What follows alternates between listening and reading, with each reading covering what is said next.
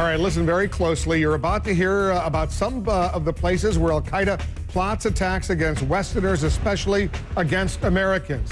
As we reported the not guilty plea from the man who allegedly wanted to blow up an airplane on Christmas. We're also in Yemen, where terrorists claim responsibility for that bombing attempt. Our international security correspondent Paula Newton is there. Well, we'll talk about barbarians at the gate. I mean, we got a very good look at the kind of challenges the Yemeni government is looking at if they want to go after Al-Qaeda in their own country. Just beyond Yemen's international airport, in the capital's poor northern suburbs, a road begins, leading to thousands of miles of Yemeni tribal lands, effectively out of government control and the perfect setup for Al-Qaeda.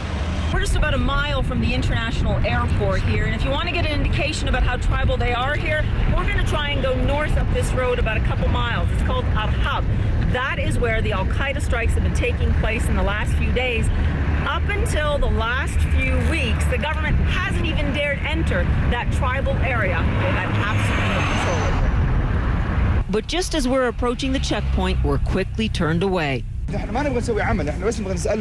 now he's getting calls saying we need to be out of this area.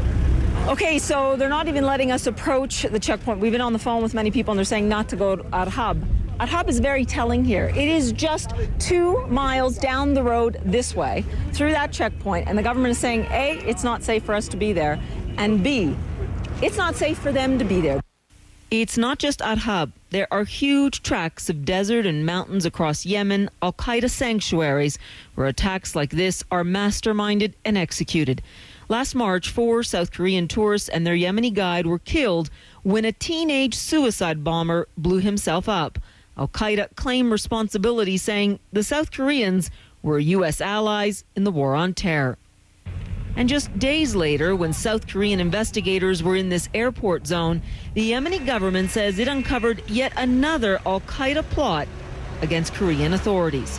All possible because the government simply doesn't control wide areas of the country.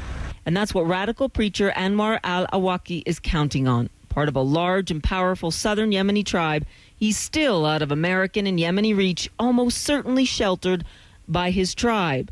Even though Yemeni officials confirm there is evidence he may have given Umar Farouk Abdul Muttalib the inspiration to attempt to blow up Flight 253. And Wolf, the more you unravel these tribal relationships, they're so strong, they're so powerful, the government is going to have to work with these tribes if they want to try and root out Al-Qaeda. Wolf?